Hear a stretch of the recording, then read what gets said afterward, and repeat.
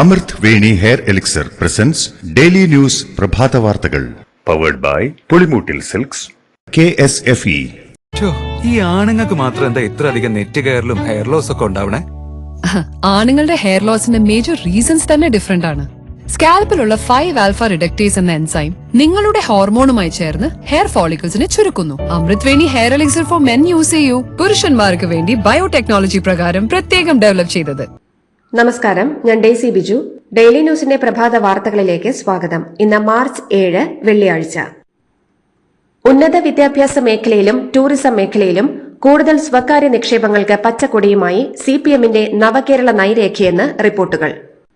സ്വകാര്യ പങ്കാളിത്തത്തോടെ ഉന്നത വിദ്യാഭ്യാസ ഗവേഷണ കേന്ദ്രങ്ങൾ സ്ഥാപിക്കുമെന്നും വിദ്യാർത്ഥികളുടെ വിദേശ ഒഴുക്ക് തടയാൻ സ്വകാര്യ പങ്കാളിത്തത്തോടെ സ്ഥാപനങ്ങൾ ആരംഭിക്കുമെന്നും കെ ഹോംസ് എന്ന പേരിൽ സംസ്ഥാനത്ത് വൻകിട ഹോട്ടലുകൾ സ്ഥാപിക്കാൻ നിക്ഷേപങ്ങൾ ആകർഷിക്കുമെന്നും ടൂറിസം നിക്ഷേപ സെൽ ശക്തമാക്കുമെന്നും മുഖ്യമന്ത്രി പിണറായി വിജയൻ CPM സംസ്ഥാന സമ്മേളനത്തിൽ അവതരിപ്പിച്ച നയരേഖയിൽ പറയുന്നുവെന്നാണ് റിപ്പോർട്ടുകൾ. വ്യവസായിക ക്ലസ്റ്റർ രൂപീകരിക്കുമെന്നും IT പാർക്കുകൾ സംയോജിപ്പിക്കുമെന്നും അടുത്ത വർഷത്തോടെ 15,000 സ്റ്റാർട്ടപ്പുകൾ ആരംഭിക്കുമെന്നും 1,00,000 തൊഴിലവസരങ്ങൾ സൃഷ്ടിക്കുമെന്നും സിൽവർ ലൈൻ യാഥാർത്ഥ്യമാക്കുമെന്നും മൾട്ടി മോഡൽ പൊതുഗതാഗത സംവിധാനം കൊണ്ടുവരുമെന്നും നയരേഖയിൽ പറയുന്നുവെന്ന് റിപ്പോർട്ടുകൾ.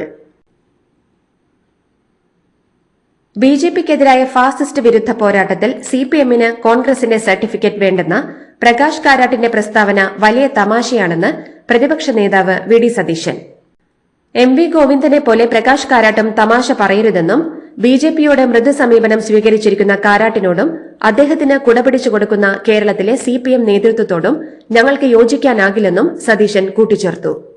CPM നയരേഖ അവസരവാദ രേഖയെന്നും മുൻ ജനറൽ സെക്രട്ടറി സീതാറാം യെച്ചൂരിയുടെ നിലപാടുകൾക്ക് വിരുദ്ധമാണ് കാരാട്ടിന്റെ സമീപനമെന്നും സതീശൻ പറഞ്ഞു.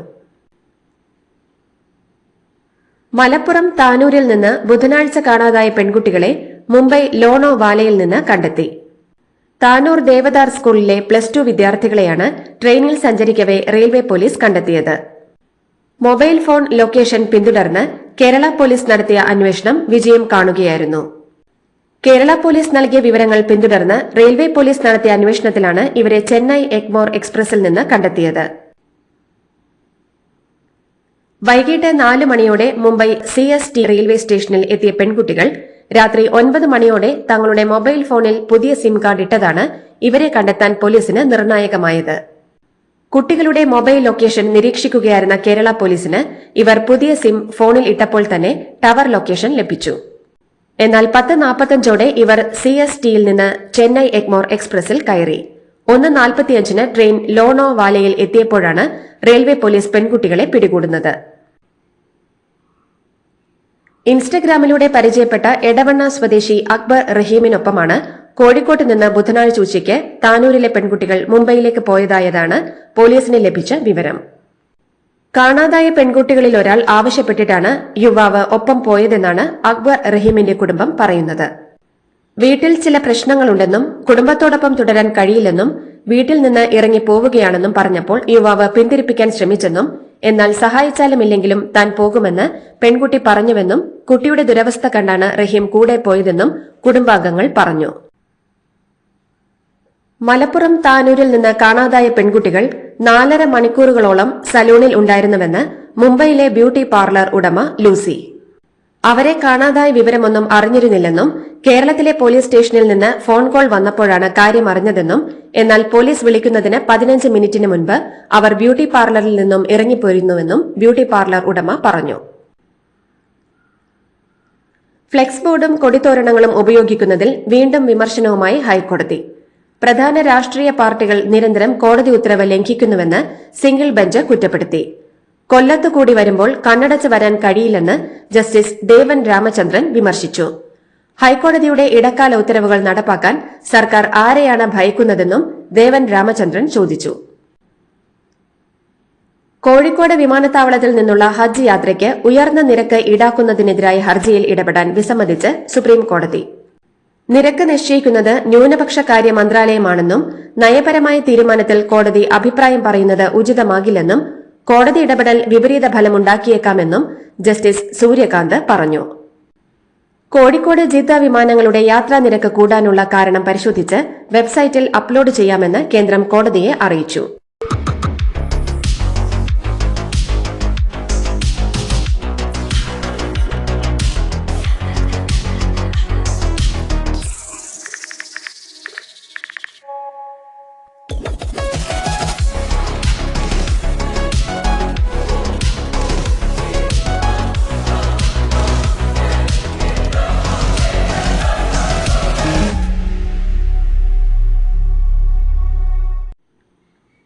കണ്ണൂർ എഡിഎമായിരുന്ന നവീൻ ബാബുവിനെതിരെ ഒരു പരാതിയും ഇതുവരെയും ലഭിച്ചിട്ടില്ലെന്ന് വിവരാവകാശ രേഖ. കൈക്കൂലി വാങ്ങിയെന്ന് മുഖ്യമന്ത്രിക്ക് പരാതി നൽകിയെന്ന പമ്പ് അപേക്ഷകൻ പ്രശാന്തിന്റെ വാദം പൊളിക്കുന്നതാണ് അഡ്വക്കേറ്റ് കുളത്തൂർ ജയ്സിംഗ് നൽകിയ വിവരാവകാശ അപേക്ഷയ്ക്ക് വിജിലൻസ് ഡയറക്ടറേറ്റ് നൽകിയ മറുപടി. എഡിഎമായിരുന്ന നവീൻ ബാബുവിനെതിരെ പൊതുജനങ്ങളിൽ നിന്നും പരാതികൾ കിട്ടിയിട്ടില്ലെന്നാണ് വിവരാവകാശ അപേക്ഷയ്ക്ക് ലഭിച്ച മറുപടി.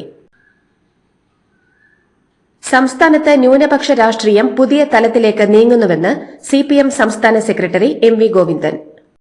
മുസ്ലിം ലീഗ് മതരാഷ്ട്രവാദികളുമായി സഖ്യം ചേരുന്നുവെന്നും അതിന്റെ ഗുണഭോക്താവ് കോൺഗ്രസ് ആണെന്നും നേരത്തെ സ്വന്തം സ്ഥാനാർത്ഥികളെ നിർത്തിയിരുന്ന സംഘടനകൾ ഇപ്പോൾ സ്ഥാനാർത്ഥികളെ നിർത്താതെ യുഡിഎഫിന് വോട്ട് ചെയ്യുന്ന നിലയാണ് സ്വീകരിക്കുന്നതെന്നും എം.വി. ഗോവിന്ദൻ പറഞ്ഞു. സിപിഎം സംസ്ഥാന സമ്മേളനത്തിലെ ചർച്ചകൾ സംബന്ധിച്ച് മാധ്യമങ്ങളോട് സംസാരിക്കുകയായിരുന്നു അദ്ദേഹം. വെഞ്ഞാറമൂട് കൂട്ടക്കൊലക്കേസിൽ അഫാൻ ഇളയ മകനെ ആക്രമിച്ച വിവരം ആശുപത്രിയിൽ കഴിയുന്ന ഉമ്മ ഷെമിനയെ പോലീസ് അറിയിച്ചു. ഉമ്മയെയും ഇളയ മകൻ അഫ്സാനെയും അഫാൻ ആക്രമിച്ചുവെന്ന കാര്യം മാത്രമാണ് പറഞ്ഞത്. മരിച്ച കാര്യം പറഞ്ഞില്ല. ഇത് കേട്ടതോടെ ഷെമിനയ്ക്ക് ദേഹാസ്വാസ്ഥ്യമുണ്ടായെന്നും ഉടൻ ഐസിയുവിൽ പ്രവേശിപ്പിച്ചുവെന്നും റിപ്പോർട്ടുകൾ. സിപിഎം സംസ്ഥാന സമ്മേളനത്തിൽ അവതരിപ്പിച്ച പ്രവർത്തന റിപ്പോർട്ടിൽ സഹകരണ ബാങ്ക് ക്രമക്കേടിനെക്കുറിച്ച് പരാമർശം. പാർട്ടി നേതാക്കളും അംഗങ്ങളും വൻതുക വായ്പയെടുത്ത് തിരിച്ചടയ്ക്കാത്തത് ബാങ്കുകളെ പ്രതിസന്ധിയിലാക്കിയെന്ന് റിപ്പോർട്ടിൽ വിമർശനം. കരുവന്നൂർ അടക്കമുള്ള സഹകരണ ബാങ്ക് പ്രതിസന്ധികളുടെ പശ്ചാത്തലത്തിലാണ് പരാമർശം. ആശാ വർക്കർമാർക്കുള്ള ഇൻസെന്റീവ് അടക്കമുള്ള NHM ഫണ്ട് പാഴാക്കിയതിൽ കേരളത്തിനുണ്ടായത് ഗുരുതര വീഴ്ചയെന്ന് റിപ്പോർട്ട്. കേന്ദ്രത്തിന്റെ ബ്രാൻഡിംഗ് നിബന്ധനയ്ക്ക് വഴങ്ങില്ലെന്ന നിലപാട് മയപ്പെടുത്തി തമിഴ്നാട് മുഴുവൻ തുകയും നേടിയെടുത്തപ്പോഴും കേരളം പിടിവാശി വിടാൻ വൈകിയതാണ് കുരുക്കായത്. ഇതിനിടെ ആശമാർക്ക് ഏറ്റവും അധികം ഓണറേറിയം നൽകുന്നത് സിക്കിമിലാണെന്ന വിജ്ഞാപനവും പുറത്തുവന്നു. സിപിഎമ്മിന്റെയും മുഖ്യമന്ത്രി പിണറായി വിജയന്റെയും സംഘപരിവാർ പ്രീണനത്തിൽ മനം മടുത്ത പാർട്ടി പ്രവർത്തകരാണ് ഇപ്പോൾ ബിജെപിയിലേക്ക് അടപടലം മാറിക്കൊണ്ടിരിക്കുന്നതെന്ന് KPCC president K Sudhakaran MP. Party vote ബിജെപിക്ക് മറിയുന്നു എന്ന സംസ്ഥാന സമ്മേളനത്തിലെ പ്രവർത്തന റിപ്പോർട്ട് അതീവ ഗുരുതരമാണെന്നും സ്വന്തം വിശ്വാസ്യതയും പാർട്ടിയുടെ വിശ്വാസ്യതയും ഇല്ലാതാക്കിയ നേതാവാണ് പിണറായി വിജയനെന്നും അദ്ദേഹം വിമർശിച്ചു. ഏറ്റുമാനൂരിൽ ട്രെയിനിന് മുന്നിൽ ചാടി അമ്മയും പെൺമക്കളും ആത്മഹത്യ ചെയ്ത സംഭവത്തിൽ ഭർത്താവ് നോബി ലൂക്കോസ് റിമാൻഡിൽ. ഏറ്റുമാനൂർ കോടതിയാണ് പ്രതിയെ റിമാൻഡ് ചെയ്തത്. നോബിയെ കോട്ടയം ജില്ലാ ജയിലിലേക്ക് മാറ്റും. ഭർത്താവ് നോബി ലൂക്കോസ് പലപ്പോഴായി ക്രൂരമായി ഉപദ്രവിച്ചതിനെ തുടർന്നാണ് ഷൈനി വീട് വിട്ടിറങ്ങിയതും വിവാഹമോചനത്തിന് നീങ്ങിയതും. വിവാഹമോചന കേസ് നീണ്ടുപോകുന്നതും കടുത്ത സാമ്പത്തിക ബുദ്ധിമുട്ടും ജോലി കിട്ടാത്തതും ഷൈനിയെ മാനസിക പ്രയാസത്തിലേക്ക് നയിച്ചുവെന്നുമാണ് കരുതുന്നത്. പാനൂർ നഗരസഭ, പാട്യം, മൊകേരി ഗ്രാമപഞ്ചായത്തുകൾ എന്നിവിടങ്ങളിൽ കാട്ടുപന്നിയുടെ സാന്നിധ്യം തിരിച്ചറിഞ്ഞ മേഖലകളിൽ ജില്ലാ ഭരണകൂടത്തിന്റെയും തദ്ദേശ സ്വയംഭരണ സ്ഥാപനങ്ങളുടെയും സംയുക്താഭിമുഖ്യത്തിൽ പ്രത്യേക ഡ്രൈവ് നടത്തുമെന്ന് വനമന്ത്രി AK ശശീന്ദ്രൻ പറഞ്ഞു. ഇതിനായി ടാസ്ക് ഫോഴ്സിന് രൂപം നൽകും. മൊകേരി പഞ്ചായത്ത് ഹാളിൽ KP മോഹനൻ MLAയുടെ അധ്യക്ഷതയിൽ ചേർന്ന ഉന്നതതല യോഗത്തിൽ സംസാരിക്കുകയായിരുന്നു മന്ത്രി. മോൾക്ക് ബർത്ത്ഡേ ഗിഫ്റ്റ് വാങ്ങണ്ടേ? ഷോപ്പിൽ കൊണ്ടുപോയി ഇഷ്ടമുള്ളത് വാങ്ങി കൊടുക്കാം. അപ്പൊ ഏട്ടൻ വരുന്നുണ്ടോ? ഗിഫ്റ്റ് കാർഡ് വരും. അതെ, ഓരോ ചിട്ടിയിലും ഒരാൾക്ക് 5000 രൂപയുടെ ഗിഫ്റ്റ് കാർഡ് സമ്മാനം. മെഗാ സമ്മാനമാണെങ്കിലോ പുതുപുത്തൻ ബെൻസ് കാർ. രണ്ടാം സമ്മാനം ഇന്നോവ ക്രിസ്റ്റ, അതും 17 ഇത്തവണ സമ്മാനങ്ങളുടെ നക്ഷത്ര തിളക്കവുമായി KSFE ഗാലക്സി ചിട്ടികൾ. കർണാടകയിൽ SSLC മോഡൽ പരീക്ഷ ചോദ്യപേപ്പർ ചോർന്നു. ഇന്നലെ പരീക്ഷ കഴിഞ്ഞ ശേഷമാണ് സയൻസ്, സോഷ്യൽ സയൻസ് വിഷയങ്ങളുടെ ചോദ്യപേപ്പർ യൂട്യൂബിൽ കണ്ടെത്തിയത്. വിദ്യാഭ്യാസ വകുപ്പ് അന്വേഷണം തുടങ്ങിയിട്ടുണ്ട്. ഡേറ്റിംഗ് ആപ്പിലൂടെ പരിചയപ്പെട്ട 2 പെൺ സുഹൃത്തുക്കളുടെ സഹായത്തോടെ കാമുകിയെ യുവാവ് കൊലപ്പെടുത്തി. തമിഴ്നാട്ടിലെ തിരുച്ചിറപ്പള്ളി സ്വദേശി ലോകനായികയാണ് കൊല്ലപ്പെട്ടത്. സംഭവത്തിൽ ലോകനായികയുടെ കാമുകനായ അബ്ദുൾ അസീസ് ഇയാളുടെ സുഹൃത്തുക്കളായ താവിയ സുൽത്താന, ആർ മോനിഷ എന്നിവർ അറസ്റ്റിലായി. കൊലപാതകത്തിന് പിന്നിലുള്ള കാരണം ഉൾപ്പെടെ പോലീസ് അന്വേഷിച്ചു വരികയാണ്. 50,000 യുവാക്കൾക്ക് ഉടൻ ജോലി നൽകുമെന്ന് പഞ്ചാബ് മുഖ്യമന്ത്രി ഭഗവന്ത് മാൻ. വിവിധ സർക്കാർ വകുപ്പുകളിലായി 3 വർഷത്തിനിടെ 51,000 ജോലികൾ സംസ്ഥാന സർക്കാർ ഇതിനകം നൽകിയിട്ടുണ്ടെന്നും മുഖ്യമന്ത്രി പറഞ്ഞു. 763 പേർക്കുള്ള നിയമന കത്ത് വിതരണം ചെയ്ത് സംസാരിക്കുകയായിരുന്നു ഭഗവന്ത് മാൻ. ഇന്ത്യൻ വിദേശകാര്യമന്ത്രി എസ് ജയശങ്കറിന്റെ UK സന്ദർശനത്തിനിടെയുണ്ടായ സുരക്ഷാ വീഴ്ചയെ ശക്തമായി അപലപിച്ച് യുണൈറ്റഡ് കിങ്ഡം.